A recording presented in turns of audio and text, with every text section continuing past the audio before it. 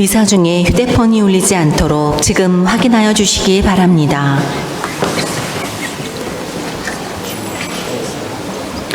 형제 자매 여러분, 안녕하십니까? 오늘은 4월 14일 부활 제3주일입니다. 오늘은 부활 제3주일입니다.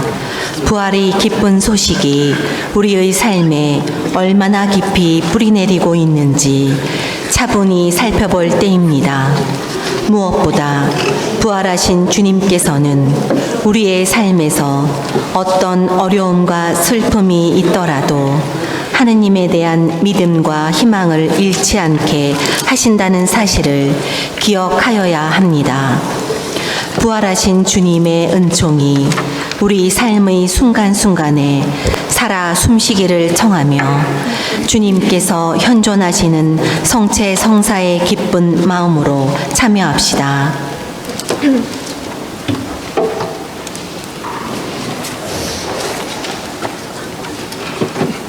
온 세상아, 하느님께 환호하여라. 그 이름, 그 영광을 노래하여라. 영광과 찬양을 드려라. 알렐루야.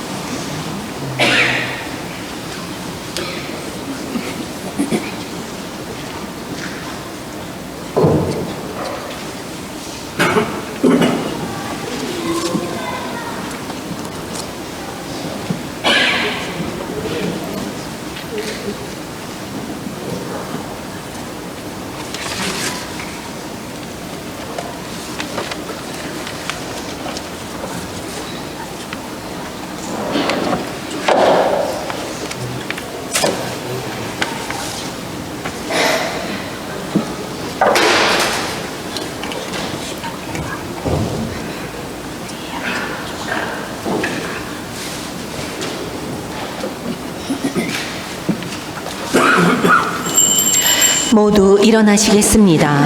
입당 성가 135번을 부르시겠습니다.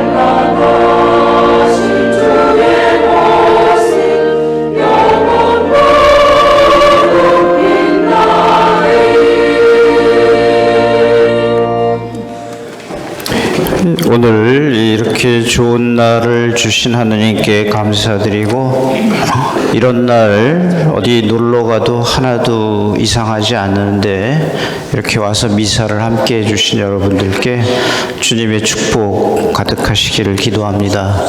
오늘 미사 중에 이렇게 생각합니다.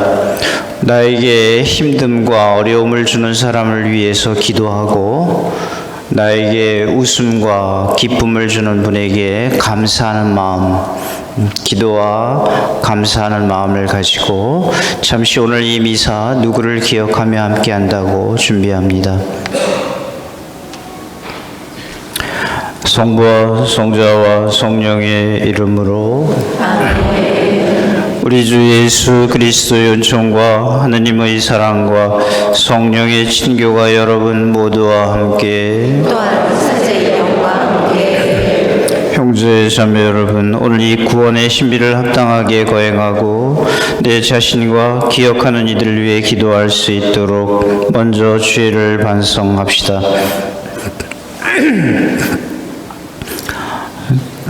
전능하신 하느님과 형제들에게 고백하오니 생각과 말과 행위로 죄를 많이 지었으며 자주 의무를 소홀히 하였나이다. 제 탓이요 제 탓이요 저의 큰 탓이옵니다. 그러므로 간절히 바라오니 평생 동조이신 성모 마리아와 모든 천사와 성인과 형제들은 저를 위하여 하느님께 비로소서. 전능하신 하느님, 저희에게 자비를 베푸시어 죄를 용서하시고 영원한 생명으로 이끌어 주소서. 아멘.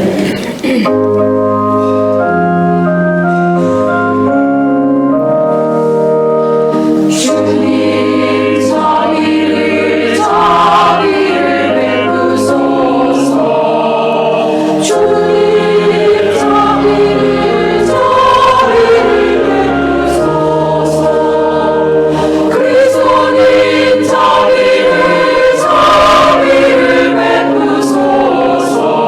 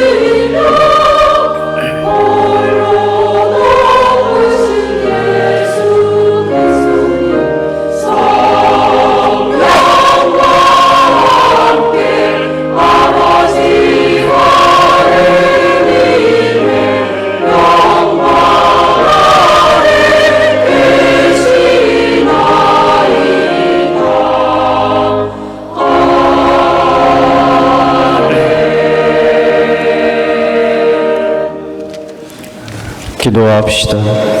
하느님, 이 백성이 영혼의 젊음을 되찾아 끊임없이 즐거워하게 하시니 저희가 이제 하느님의 자녀가 되는 기쁨을 누리고 영광스러운 부활의 날을 바라며 기다리게 하소서.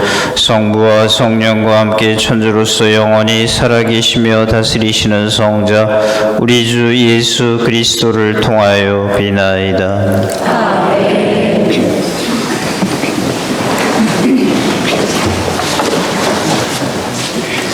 오늘의 제1독서가 봉독됩니다.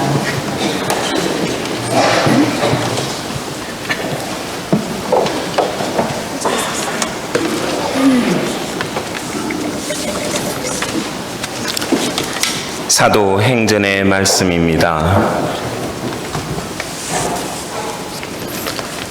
그 무렵 베드로가 백성에게 말하였다. 여러분은 예수님을 빌라도에게 넘기고 그분을 놓아주기로 결정한 빌라도 앞에서 그분을 배척하였습니다. 그러나 아브라함의 하느님과 이삭의 하느님과 야곱의 하느님, 곧 우리 조상들의 하느님께서는 당신의 종 예수님을 영광스럽게 하셨습니다. 여러분은 거룩하고 의로우신 분을 배척하고 살인자를 풀어달라고 청한 것입니다. 여러분은 생명의 영도자를 죽였습니다. 그러나 하느님께서는 죽은 이들 가운데서 그분을 다시 일으키셨고 우리는 그 증인입니다. 이제 형제 여러분, 나는 여러분도 여러분의 지도자들과 마찬가지로 무지한 탓으로 그렇게 하였음을 압니다. 하느님께서는 모든 예언자의 입을 통하여 당신의 메시아께서 고난을 겪으시리라고 예고하신 것을 그렇게 이루셨습니다. 그러므로 회개하고 하느님께 돌아와 여러분의 죄가 지워지게 하십시오. 주님의 말씀입니다. 하느님 감사합니다.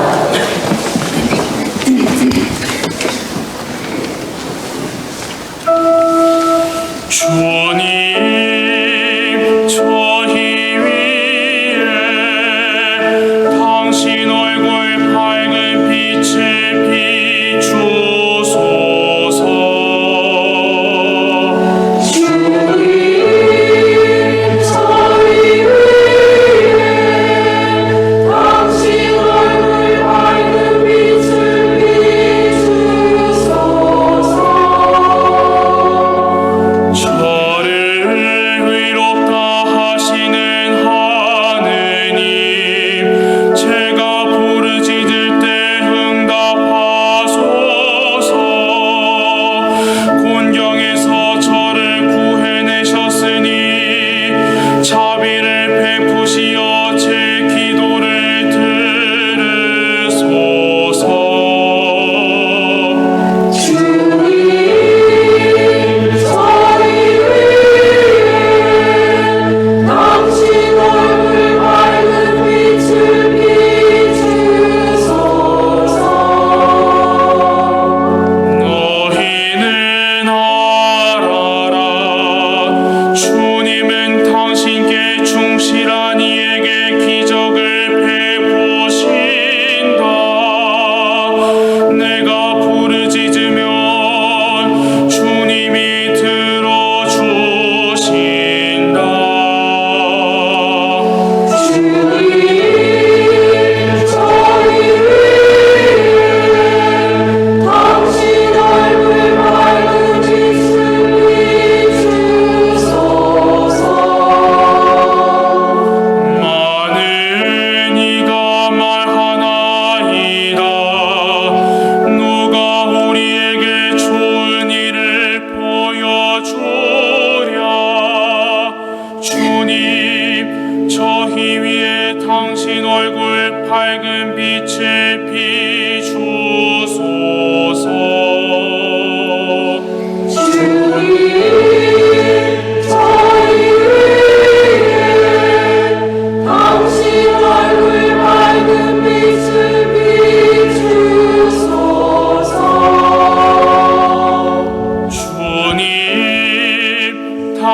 주만이 저를 평안히 살게 하시니 평화로이 자리에 누워 잠드나이다.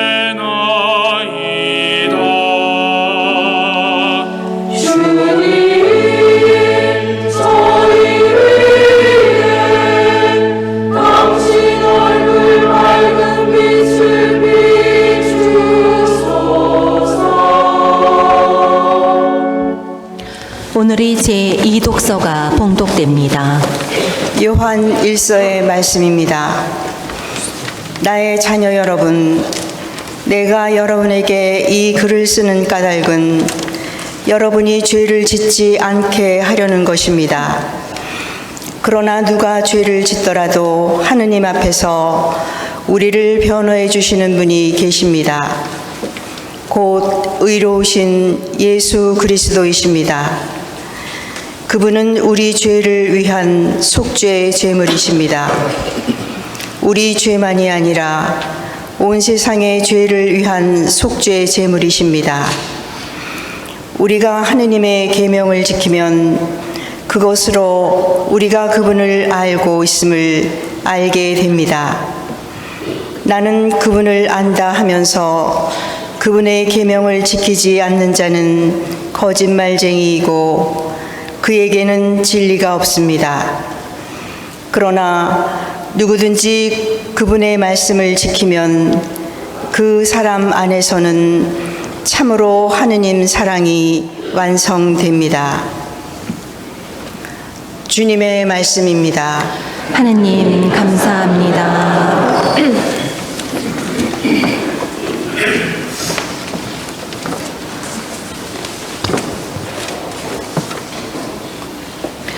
일어나시겠습니다.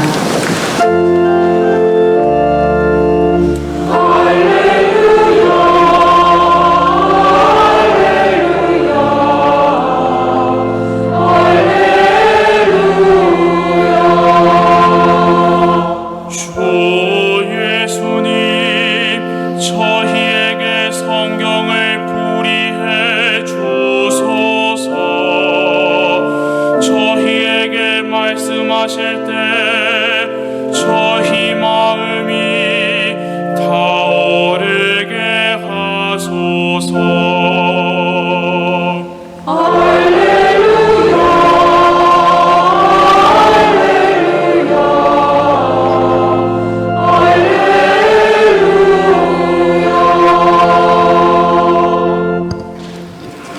주님께서 여러분과 함께 루카가 전한 거룩한 복음입니다. 그 무렵 예수님의 제자들은 길에서 겪은 일과 빵을 떼실 때 그분을 알아보게 된 일을 이야기해 주었다. 그들이 이러한 이야기를 하고 있을 때 예수님께서 그들 가운데 서시어 평화가 너희와 함께 하고 그들에게 말씀하셨다. 그들은 너무나 무섭고 두려워 유령을 보는 줄로 생각하였다. 그러자 예수님께서 그들에게 이르셨다. 왜 놀라느냐? 어찌하여 너희 마음에 여러 가지 의욕이 있느냐? 내 손과 내 발을 보아라. 바로 나다. 나를 만져보아라. 유령은 살과 뼈가 없지만 나는 너희도 보다시피 살과 뼈가 있다. 이렇게 말씀하시고 나서 그들에게 손과 발을 보여주셨다. 그들은 너무 기쁜 나머지 아직도 믿지 못하고 놀라워하는데 예수님께서 그들에게 여기에 먹을 것이 좀 있느냐 하고 물으셨다. 그들이 구운 물고기 한 토막을 드리자 예수님께서는 그것을 받아 그들 앞에서 잡수셨다. 그리고 그들에게 이르셨다. 내가 전에 너희와 함께 있을 때에 말한 것처럼 나에 관하여 모세의 율법과 예언서와 시편에 기록된 모든 것이 다 이루어져야 한다. 그때 예수님께서는 그들의 마음을 여시어 성경을 깨닫게 해주셨다. 이어서 그들에게 이르셨다. 성경에 기록된 대로 그리스도는 고난을 겪고 사흘 만에 죽은 이들 가운데서 다시 살아나야 한다. 그리고 예루살렘에서부터 시작하여 죄의 용서를 위한 회개가 그의 이름으로 모든 민족들에게 선포되어야 한다. 너희는 이 일의 증인이다. 주님의 말씀입니다. 그리스도님 참여합니다.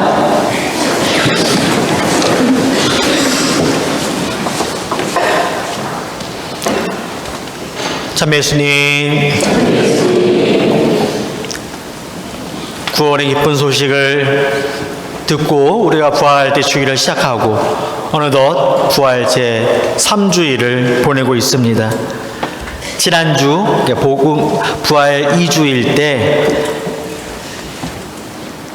그 복음에 예수님께서 제자들에게 부활하신 모습으로 나타나셨죠. 근데 지난주 부활 2주일의 복음에서 핵심이 되는 그 제자 한 사람이 있었습니다. 그 자리에 없었기 때문에 나는 보고서야 그분을 부활하신 예수님을 믿겠소라고 말한, 직접 봐야 믿겠다고 한 토마스 사도, 우리는 지난주에 토마스 사도 이야기를 들었습니다. 그래서 지난주 복음 말씀은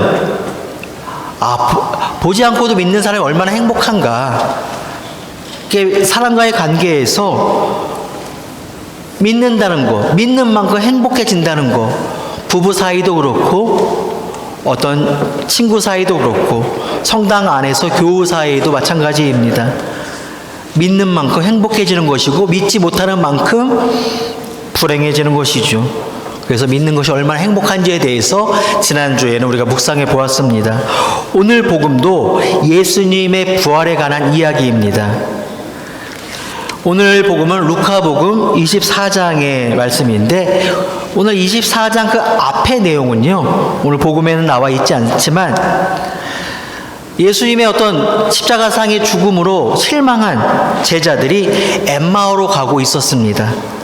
그때 부활하신 예수님을 만난 제자들이 또 그 감흥을 가지고 이야기를 나누는 그런 내용이었습니다.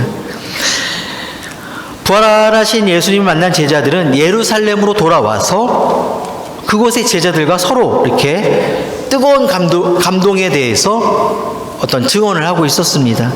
그리고 연이어 또 예수님의 부활을 전하는 내용이 오늘 복음의 말씀입니다. 지난주는 요한복음이었고요, 오늘은 루카복음입니다. 근데 공통적으로 말하고 있는 것은 예수님은 부활하셨다. 이게 공통적인 내용입니다. 제자들에게 있어서 예수님의 부활은 전무후무한 일이에요. 처음 겪는 일이죠. 우리랑은 다릅니다. 2000년 전 제자들은 놀라운 체험을 한 거예요. 우리에게 있어서 부활은 신앙적인 어떤 믿음보다는 행사 같다는 생각을 하게 됩니다. 작년에는 4월 한 6일 정도 부활이었는데 올해는 3월 31일, 조금 이른 부활이었어. 내년에는 4월 언제쯤 되겠지? 부활을 우리는 알고 있어요. 부활 대축일을요.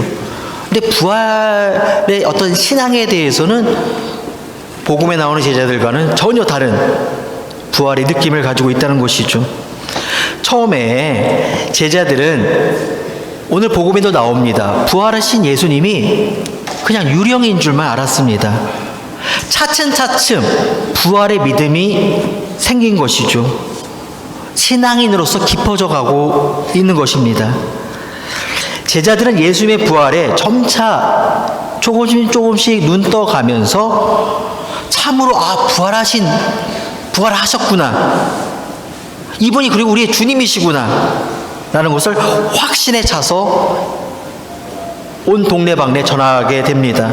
이것을 기록한 성경이 바로 복음서 다음에 나오는 사도행전이죠. 사도행전은 확신에 찬 제자들의 모습을 우리에게 전해주고 있습니다. 지난주 복음의 주인공이었던 토마스 사도는 사실 불신의 아이콘이라고 이야기하지만 예수님의 그 부활을 믿지 못했을 때, 불신이 확신으로 변했을 때 직접 예수님의 상처에 옆구리와 손을 만지고 나서야 고백을 했죠. 저의 하느님, 저의 주님.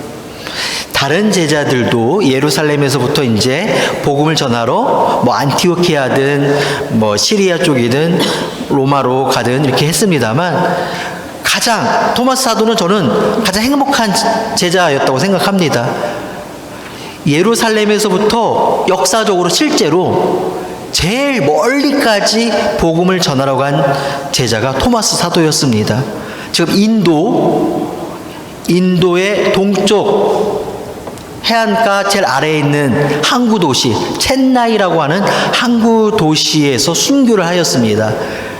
거기 인도의 첸나이를 가면 토마스 사도의 무덤이 있습니다. 어찌되었던 예루살렘에서 뭐 히말라야 산맥을 넘었는지 모르겠지만 바다를 건너든 그렇게 먼 거리까지 가서 복음을 전하고 순교한 제자가 토마스 사도였습니다.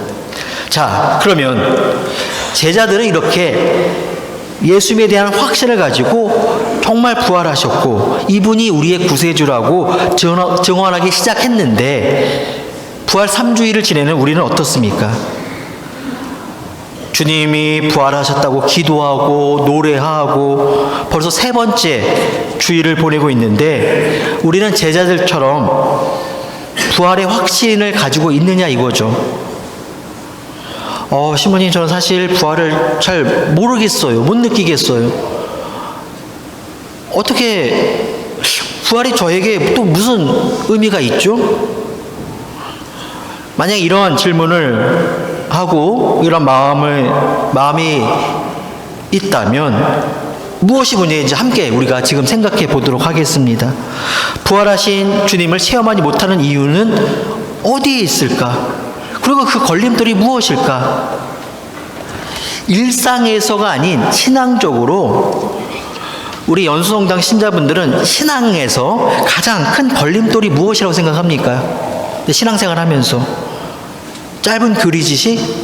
누가 뭘 물어보면 어떻게 대답하지? 연수역 가서 한 10명한테만 선교하라고 한다면 무슨 말을 준비해야 될까? 이것이 걸림돌입니까? 아니면 우리가 신앙인으로 살아가면서 세상과 어떤 신앙 사이에서 어떤 갈등? 신앙의 욕심도 있지만 세상의 욕심을 더 버리지 못하는 그것이 걸림돌입니까? 물론 그런 것도 걸림돌이지만 제가 생각하기에 가장 큰 걸림돌은 바로 각자 나 자신입니다. 나의 어떤 지식, 나의 경험, 나의 욕심이 부활신앙을 믿지 못하게 하는 가장 큰 걸림돌이 아닌가 싶습니다. 나를 떠나지 않으면, 과거의 나를 죽이지 않으면 부활을 말할 수가 없듯이 주님 또한 체험할 수가 없습니다. 저는 예전에 꾸리실료 교육도 받았고, 청년 때는 선택도 갔다 오고, 애미도 갔다 오고, 무슨 로고 테라피도 하고, 이러한 경력들이 오히려 내 마음대로, 내가 아는 대로 판단하고, 내가 맞다고 생각하면, 거기서부터는 새로울 게 없는 것이죠. 새로울 게 들어올 수가 없는 것이죠. 그러면 신앙생활을 수십 년 했다고 하는 신자분들의 많은 수가 당신들이 알고 있는 지식, 알고 있는 어떤 경험들, 어떤 피정들, 그리고 저는 어떤 신부님도 알고 어떤 신부님 강의도 들어보고 저에게 또 물어봐요. 어떤 신부님 아세요? 어떤 신부님 알고 계시나요?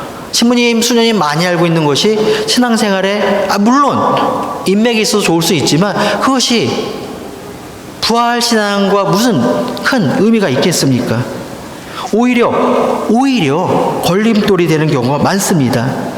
우리는 끊임없이 노력해야 합니다. 순수한 마음으로 받아들이는 자세가 필요합니다. 그리고 내가 중심이 되는 순간 하느님이 보이지 않게 되는 것이죠. 모든 것이 어렵게 되는 것이죠. 특히 본당 안에서 말입니다. 내 중심으로 생각해버리기 때문에 본당 일도 그렇고 신심도 그렇고 본당 신부님과의 관계, 본당 수녀님과의 관계도 내 판단, 내 기준대로 생각해버리면 새로울 것도 없고 받아들이기도 어려운 것이죠. 성장할 수 없고 하나님께 나아갈 수도 없는 것이죠. 내 중심적으로 생각하는 사람에게는 어떠한 약도 없습니다. 사실은 한번 이렇게 한번 해보시겠어요? 아이, 신부님, 제가 어떤 신부님 강연 뭐 유튜브로 들어봤는데, 아이, 그거 아니에요. 이거 뭐 어떻게 뭐 처방이나 뭐 진단이나 어떻게 조언을 해드릴 수가 없습니다. 2000년 전에도 예수님 시대에도 이렇게 꽉 막힌 사람들이 있었습니다. 바로 율법학자와 사두가이 사람들. 많이 배웠죠. 지식인 층이었고 기득권자들이었습니다. 너무나 많이 알아서 자기 마음대로 자기의 어떤 확고한 신념, 확고한 어떤 하나님과의 어떤 관계를 확신하고 있었기에 오히려 예수님을 하느님의 아들이신데 하느님의 이름으로 처형을 하는 과오를 저질렀죠. 하느님 중심이 아니라 철저히 자기 중심의 삶을 추구했기 때문에 그랬던 것이죠. 우리가 부활하신 주님을 체험하고 또 나의 신앙을 성숙시키고 싶다면 하얀 백지 상태인 것처럼 그대로 받아들이려는 노력이 필요합니다. 이러한 끊임없는 노력들이 하느님을 만나게 하는 기본 바탕이 될 것입니다. 사도행전에서 그렇게 목숨을 걸고 복음을 전하는 사도들의 모습을 우리는 엿볼 수가 있는데 그 제자들이 어느 날 한순간에 그렇게 확신을 갖게 된 것은 아닙니다. 많은 시행착오가 있었죠. 처음에 예수님을 만날 때 예수님이 부르셨을 때 나를 따라오너라. 그래서 배도 버리고 그물도 버리고 가족도 버리고 모든 것을 버리고 예수님을 따랐죠. 그 3년 동안 공생활을 함께 했었고 예수님과 많은 체험이 있었을 것입니다. 하지만 예수님의 어떤 십자가 사건 후에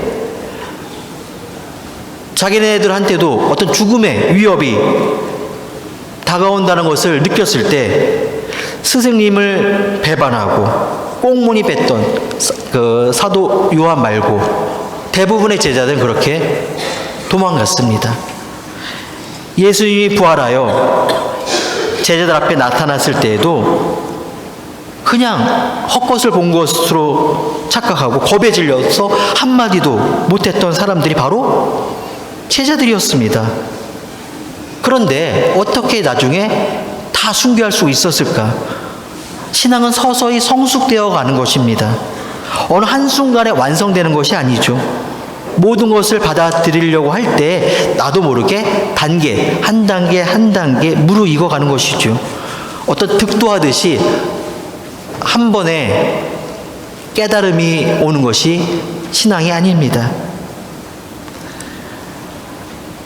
우리는 한 번에 하느님을 체험하고 싶어하고 단숨에 하느님의 축복이 단숨에 나에게 내리기를 기도합니다.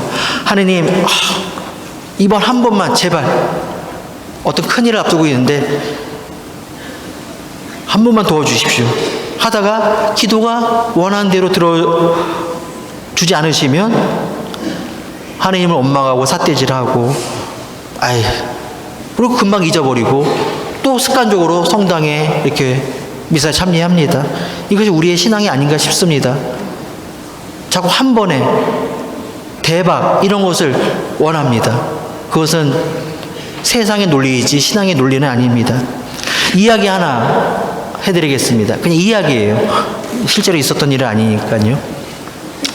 아프리카에 국가들이 많이 있습니다만 지금도 부족 사회가 남아있죠. 아프리카 사막에 사는 어떠한 부족의 추장이 연수동에 왔습니다. 그 이야기예요. 진짜 온 건 아니에요. 연수동에 와서 성당의 어떤 크기도 그렇고 앞에 8차선 도로 빵집도 있고 저 롯데마트 이거 상표 얘기해도 되나 모르겠네. 롯데마트 뭐 갈비집 연수역 휘황찬란한 네온 사인 기겁할 정도로 모든 것이 신세계였습니다. 그 중에 가장 놀랐던 것은 각 아파트에 사시는 분들 수도꼭지가 최소 5개 이상은 있을 겁니다. 화장실에 뭐 2개, 또 주방에, 또 세탁실에 뭐 등등. 수도꼭지 성당에 와서도 물만 화장실 물만 틀면 물이 콜콜콜 깨끗한 물이 나오는 것에 너무나 신기했던 것이죠. 이 추장이 사는 아프리카는 늘 비도 안 오고 늘 물이 부족해서 고생스러웠으니까요. 추장으로서의 어떤 책임감으로 고향에 돌아갈 때 이 마트에 가서 수도꼭지를 잔뜩 샀습니다. 그리고 고향 사람들 앞에 다 불러놓고 자랑스럽게 이야기합니다. 한국에 갔다 왔는데 연수동에 세상에 자, 이 수도꼭지 나눠줄 테니까 집에 이거 고정시켜 놓고 돌리면 물이 콸콸콸 나오니까 자, 하나씩 받아가시오. 사람들은 신이 나서 집으로 가서 벽에 붙이고 수도꼭지를 돌렸습니다. 어떻게 됐겠습니까? 물이 나왔을까요? 안 나오죠. 물이 나오면 기적이죠, 기적. 우리는 이 물이 나오기까지 과정을 잘 알고 있죠. 비가 와서 어떤 수원지에서 이것을 어떤 송수관 통해서 정수장에 보내지고 정수장에서 또 아파트로 보내지고 아파트는 뭐 지하 물탱크나 지상의 물탱크에서 또 펌프를 통해서 압력으로 각 가정에 물을 공급하는 것이죠. 이런 과정들이 있는 걸 우리가 알고 있습니다만 우리의 신앙은 어찌 보면 아프리카 추장만도 못한 신앙을 갖고 있다는 생각을 하게 됩니다. 아무 준비도 없이 그냥 기도하면 수도꼭지 틀면 은총이 쏟아지는 것으로 착각하고 있다는 것이죠. 하나님께 한 번도 감사드린 적 없는 사람이 오히려 하나님께 따지고 하나님을 배반하는 삶을 살고 필요하면 하나님께 또 불쑥 기도만 하고 하나님 도와주십시오. 또 금방 잊어버리고 노력도 없고 꼭 시험 전날 기도만 합니다. 공부를 해야 되는데 내가 필요할 때 그때만 찾습니다. 또 금세 실망하고 또 성당 오고 아이고 하나님 안 계시나 보다 회의감 갖고 아프리카 그 추장만도 못한 우리의 신앙 한번 생각해 봐야 합니다. 사도행전에 나오는 제자들은 많은 시련과 방황 속에서 그 과정을 통해서 확신을 가졌습니다. 우리도 그러한 노력이 필요합니다. 있는 그대로 받아들이라는 순수한 마음이 필요합니다. 성숙해지기 위해서는 하루라도 빨리 나를 버려야 합니다. 나를 죽여야 합니다. 죽음 이후에 부활이 오듯이 뭐 진짜 물리적인 죽음이 아니라 과거의 나쁜 것들을 죽여야 하는 것이죠. 성장해가는 나무도 한번 보겠습니다. 고목일수록 오래된 나무일수록 나무 껍질은 단단하고 쩍쩍 갈라져 있습니다. 1년생 나무는 목피가 얇죠. 그걸 칼로 만약에 상처를 낸다? 금방 그 나무는 마르고 시들어 죽을 수 있습니다.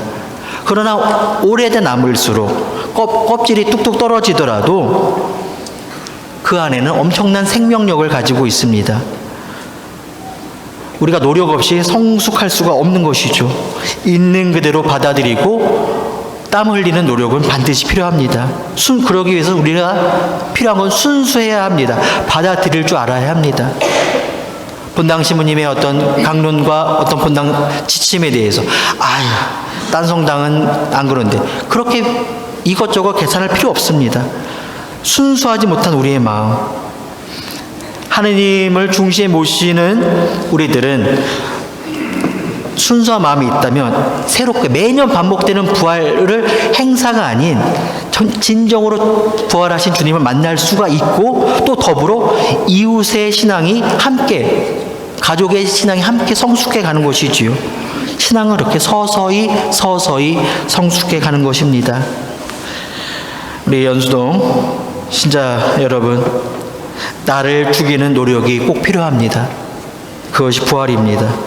가족과의 관계가 어렵다면 내가 아내의 입장이 되어보고 남편의 입장이 되어보고 자녀의 입장이 되어보고 역지사지죠. 그러면 어느 정도 실마리를 찾게 될 것입니다. 성당 안에서도 관계도 마찬가지입니다. 나를 비우고 내 욕심을 좀 줄이면 어려울 것이 점점점 줄어듭니다.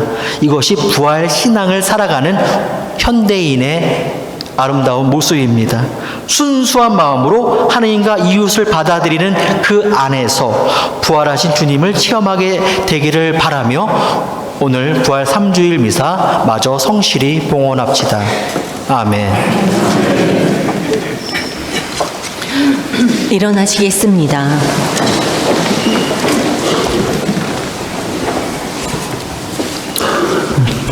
다 함께 우리 신앙을 고백합니다. 전능하신 천주성부 그 외아들 우리 주 예수 그리스도님 동정 마리아께 잉태되어나시고 본시오 빌라도 통치 아래서 고난을 받으시고 십자가에 못 박혀 돌아가시고 묻히셨으며 저승에 가시어 사흘날에 죽은 이들 가운데서 부활하시고 하늘에 올라 전능하신 천주 성부 오른편에 앉으시며 그리로부터 산이와 죽은 이를 심판하러 오시리라 믿나이다. 성령을 믿으며 거룩하고 보편된 교회와 모든 성인의 통공을 믿으며 죄의 용서와 육신의 부활을 믿으며 영원한 삶을 믿나이다. 아멘. 형제 자매 여러분, 진실된 마음으로 그리고 기억하는 마음으로 우리의 기도가 필요한 이들을 위하여 주의 자비를 청합시다. 교회를 위하여 기도합시다. 교회의 머리이신 주님, 주님의 백성인 저희에게 지혜의 은총을 베풀어 주시어 저희가 세상의 빛과 어둠을 가려내고 복음의 가르침대로 살아가도록 이끌어 주소서.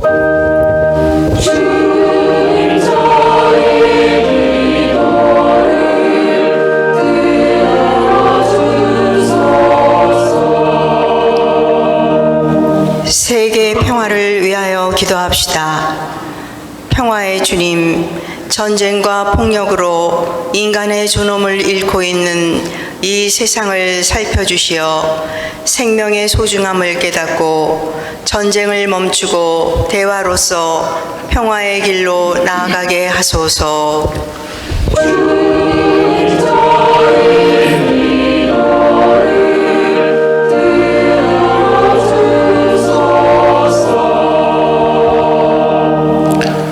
사형제도 폐지를 위하여 기도합시다. 생명의 주인이신 주님, 주님께서 창조하신 인간의 생명은 무엇보다 존엄하고 그 무엇도 침해할 수 없으니 이 땅에서 사형제도가 하루빨리 폐지되게 하시며 피해자 가족들도 위로하시어 주님의 평화로 이끌어 주소서.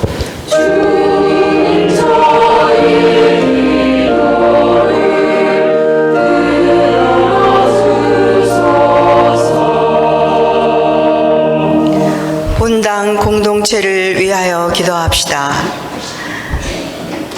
전교의 주님, 주님 부활을 기뻐하는 저희 본당 공동체를 이끌어 주시어 기쁨과 슬픔, 즐거움과 괴로움을 함께 나누며 한마음 한뜻으로 살아가는 친교의 모범이 되게 하소서.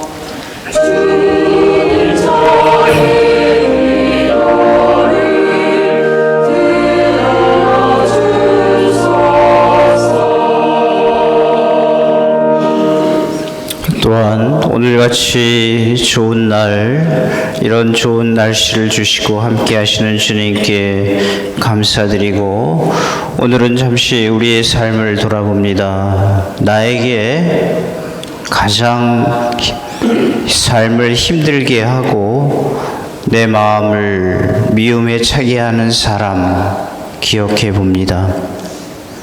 그리고 그를 위해서 기도해 본 적이 있는가를 기억합니다.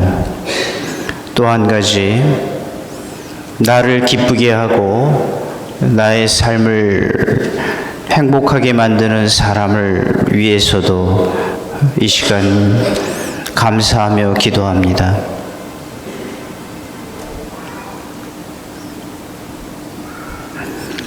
우리의 이 마음과 기도에 주님이 함께 하신다면 우리는 좋은 삶을 공감하며 살아갈 수 있습니다. 이러한 마음으로 우리 공동체와 가족의 삶을 살게 하소서. 우리 주 그리스도를 통하여 비나이다. 성찬을 위한 빵과 포도주 봉헌이 있겠습니다.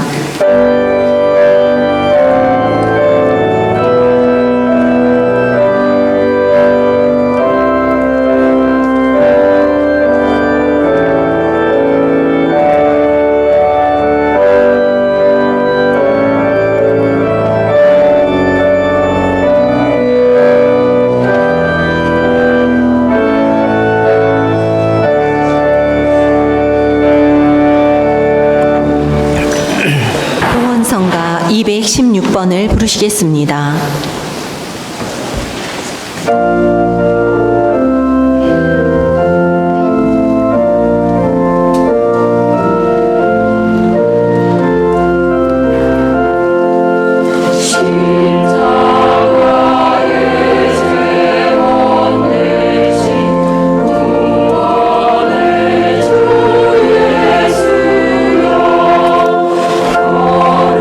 주 하나님 참여하소서. 주님의 너그러신 은혜로 저희가 땅을 거두니 반수리게 바치오니 생명의 양식이 되게 하소서.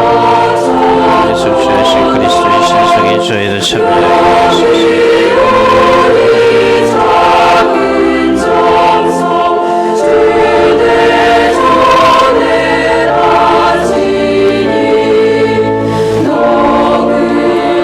오늘의 주 하나님 참여하소서. 주님의 너그러신 은혜로 저희가 포도를 갖고 드려서 주님께 바치오니 구원의 염료가 되게 하소서. 진심으로 드시는 저희를 고우시는 저희가 바치오니 이 제사를 고배히 받아들이소서.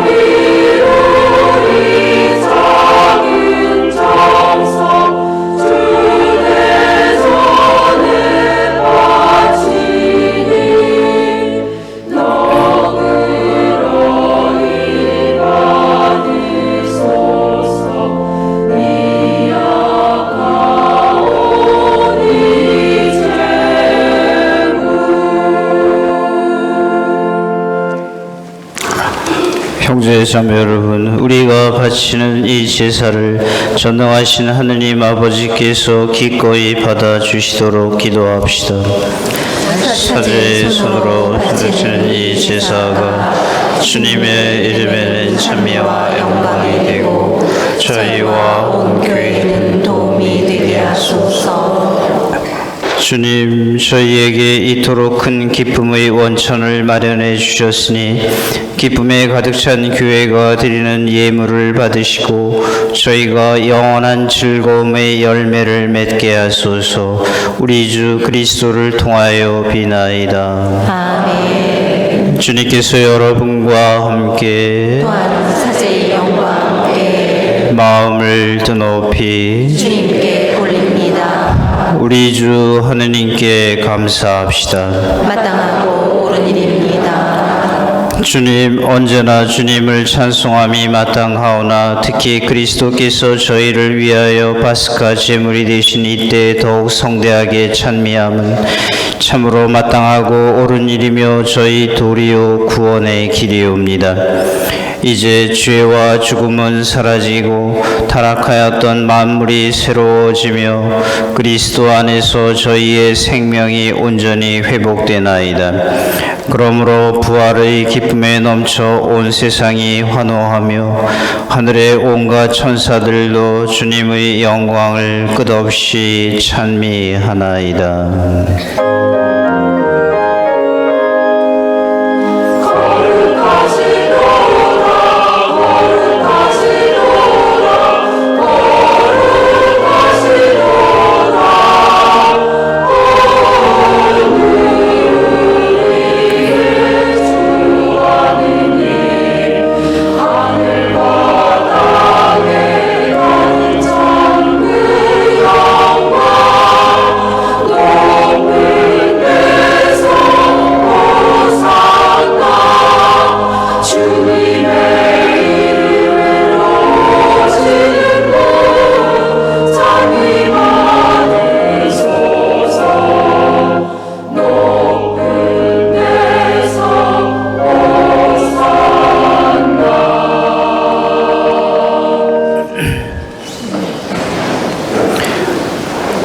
거룩하신 아버지께서는 모든 거룩함의 셈이시옵니다. 간구하오니 성령의 힘으로 이 예물을 거룩하게 하시어 우리 주 예수 그리스도의 몸과 피가 되게 하소서. 스스로 원하신 순환이 다가오자 예수님께서는 빵을 들고 감사를 드리신 다음 쪼개어 제자들에게 주시며 말씀하셨나이다. 너희는 모두 이것을 받아 먹어라. 이는 너희를 위하여 내어줄 내 몸이다.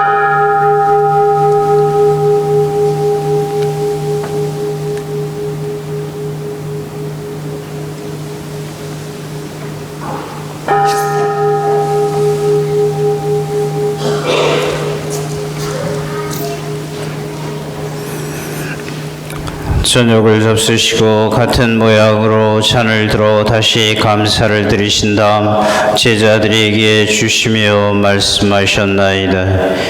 너희는 모두 이것을 받아 마셔라. 이는 새롭고 영원한 계약을 맺는 내 피의 잔이니 죄를 사하여 주려고 너희와 많은 이를 위하여 흘릴 피다.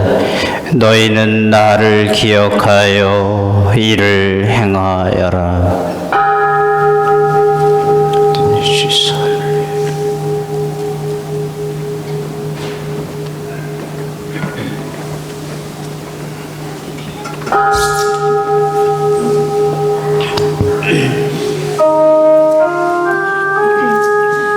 신앙의 신비요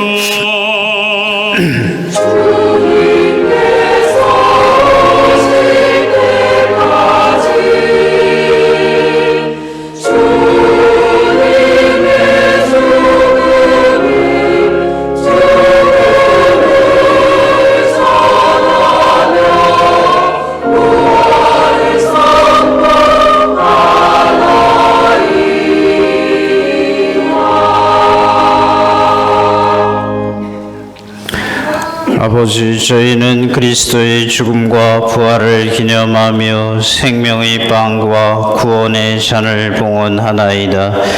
또한 저희가 아버지 앞에 나와 봉사하게 하시니 감사하나이다. 간절히 청하오니 저희가 그리스도의 몸과 피를 받아 모시어 성령으로 모두 한 몸을 이루게 하소서.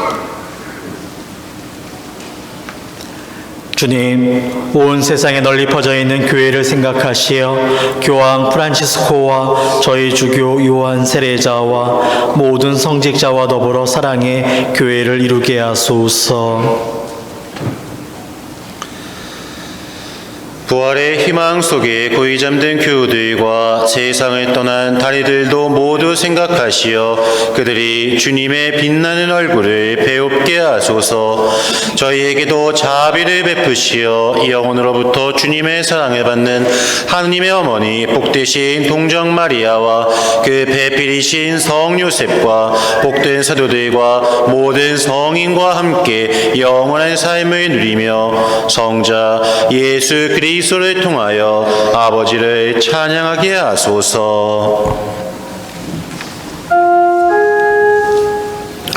그리스도를 통하여 그리스도와 함께 그리스도 안에서 성령으로 하나 되어 전능하신 천주 성부 모두 영예와 영광을 영원히 받으소서.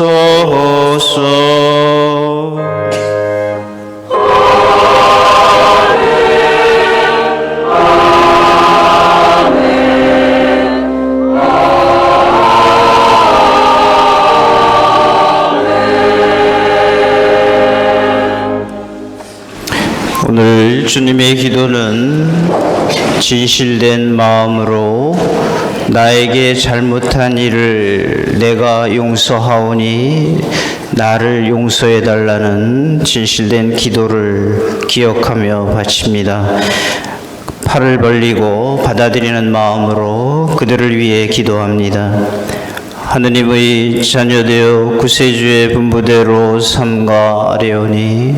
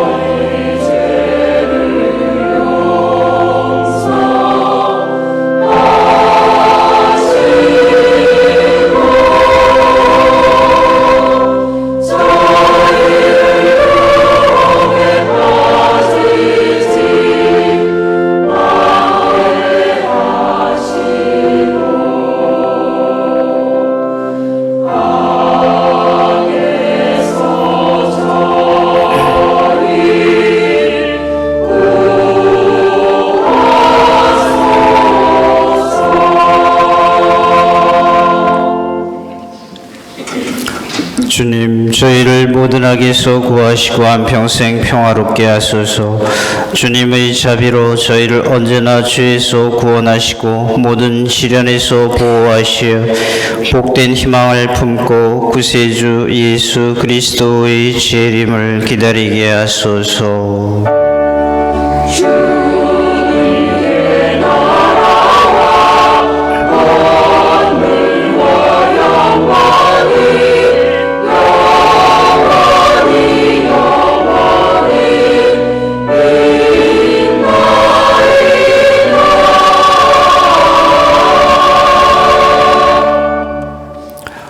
주 예수 그리스도님 일찍이 사도들에게 말씀하시기를 너희에게 평화를 두고 가며 내 평화를 주노라 하셨으니 저희 죄를 헤아리지 마시고 교회의 믿음을 보시어 주님의 뜻대로 교회를 평화롭게 하시고 하나 되게 하소서.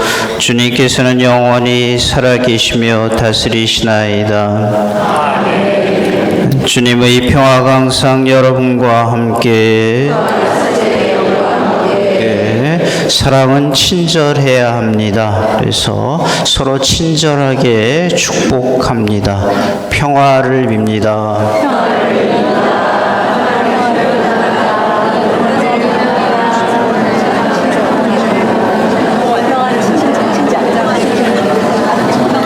예수 그리스도가 부르신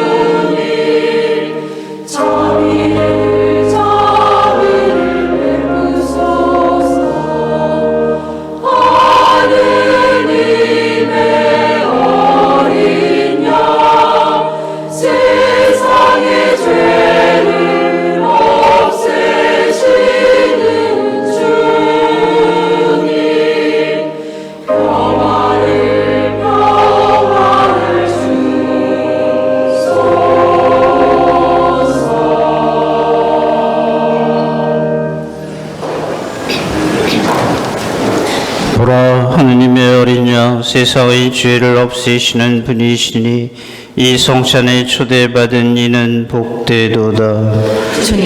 제 안에 주님을 모시기에 합당치 않사오나 한 말씀만 하소서. 제 영혼이 곧 나으리이다. 그리스도 나라 지키시 영원하세요. 그리스도는 고난을 겪으시고 사흘 만에 죽은 이들 가운데에서 부활하셨으니 죄의 용서를 위한 회개를 그분의 이름으로 모든 민족들에게 선포하여라. 할렐루야. 성체 성가 197번을 부르시겠습니다.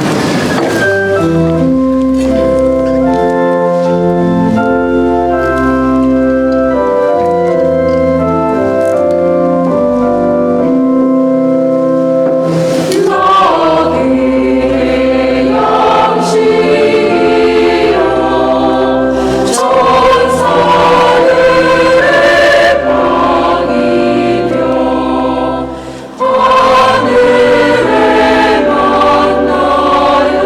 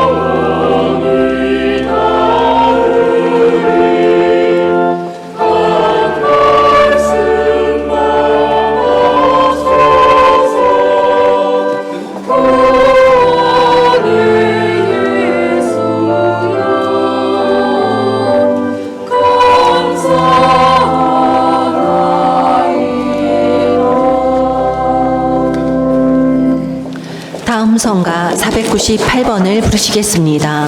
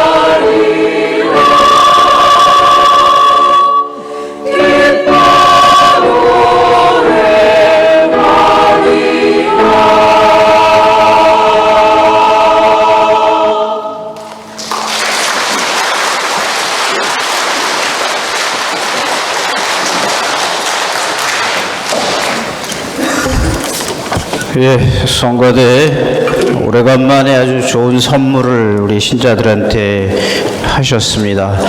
저렇게 매주 선물을 하면 얼마나 좋을까 하는 생각을 오늘 성가대에서 좋은 선물을 했기 때문에 저도 오늘 우리 송신부님이 와서 강론 중에 인디안 추장하고 물 얘기하셨죠. 그래서 제가 우리 신자들한테도 하나 선물을 해야 되겠다. 제가 우리 교구의 초대 주교님이셨던 나글리모 주교님이 미국 할아버지인데 굉장히 엄격하셨죠. 10년 동안 같이 사셨는데 아직 같이 살았는데 제가 딱 들은 그러니까 딱 한 가지 그분이 하신 이 개그가 있습니다. 네, 오늘 서부개척 시대 때 인디안 추장이 부하들을 데리고 이제 기차를 처음 탔는데 가다가 목이 마르니까 부하한테 가서 물 좀 떠와라 그래서 부하가 가서 물을 한 바가지 떠와서 착 들이키고 조금 있다가 가다가 또 목이 말라가지고 물 다시 떠와라 그랬더니 이번에는 그 부하가 갔다 오더니 제가 물을 못 뜨겠습니다. 그래서 왜 못 뜨냐 그랬더니 우물 있는 칸에 들어갔더니 웬 백인 놈이 엉덩이 까고 우물에 앉아 있어서 물을 못 떴습니다. 그러더래요. 못 알아듣는 분은 이거 미사 끝나고 나서 토론을 좀 해보세요. 오늘 다시 한번 옛 얘기가 생각이 나서 여러분들한테 퀴즈를 드렸는데 제가 보니까 잘 다 못 알아들으시는 것 같아요. 네, 모두 일어나세요. 기도합시다. 주님, 파스카의 신비로 새롭게 하신 주님의 백성을 인자로이 굽어보시어 저희가 육신의 부활로 불멸의 영광을 누리게 하소서. 우리 주 그리스도를 통하여 비나이다. 아멘. 주님께서 여러분과 함께 또한 사제의 영과 함께 전능하신 천주 성부와 성자와 성령께서는 우리가 기억하는 이에게 강복하소서. 아멘. 미사가 끝났으니 가서 복음을 전합시다. 하느님 감사합니다. 파견성가 134번을 부르시겠습니다.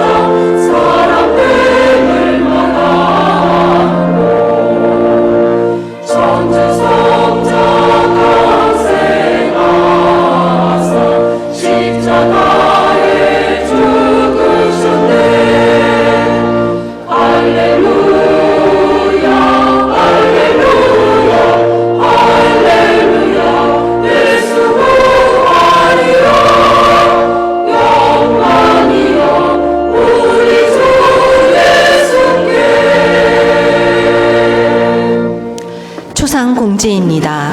안정심 마리아 88세 우성 1구역 선종일 4월 13일 토요일 오전 9시 장례미사 4월 15일 월요일 오전 8시 많은 기도 부탁드립니다. 언제나 저를 지켜주시는 수호천사님, 인자하신 주님께서 저를 당신께 맡기셨으니 오늘 저를 비추시고 인도하시며 다스리소서. 아멘. 성부와 성자와 성령의 이름으로 아멘. 미사가 끝났습니다. 안녕히 가십시오.